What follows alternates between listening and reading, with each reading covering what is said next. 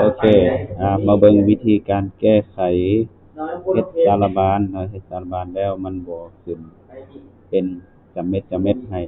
เนาะมันบ่จำเม็ดแถวให้แถวหน้าเจียให้วิธีแก้ตัวนี้เนาะมาเบิ่งว่าสิแก้แนวใดมาเบิ่งวิธีกันเลยให้ select เนาะ select ตัวสารบานทั้งหมดของเฮา select หมดเลย select หมดเลยแล้วมาเข้าอยู่แท็บตัวนี้เนาะปารากราฟแท็บ Home เนาะ Home มาหาปารากราฟคลิกเข้าไปแล้วเลื่อนลงมาหาตัวแท็บ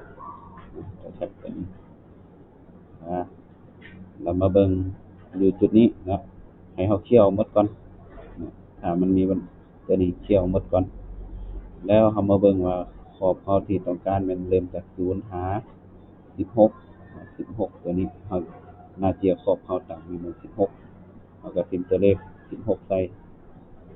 16ซมอันนี้แล้วมาเลือกรูปแบบแม่นใส่ตัวนี้เนาะตัว decimal ตัวนี้โอเคแล้วรูปแบบเส้นเนาะอันนี้มันบ่มีอันนี้มันแบบเป็นเส้นเป็นขีดหรือขีดยาวเอาเลือกรูปแบบที่2แล้วกดเซตตัวนี้กดเซตแล้วก็กดโอเคมาเบิ่งดูโอเค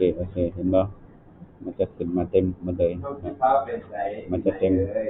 ให้หมดเลยแก้ไขได้หมดเลยลองไปใช้เบิ่งเนาะลองไปเฮ็ดเบิ่งคิดว่าหลายคนน่าจะพบปัญหานี้คือกันอันนี้คือวิธีการแก้ถ้ามันบ่ออกเป็นเส้นให้เนาะขอขอบใจ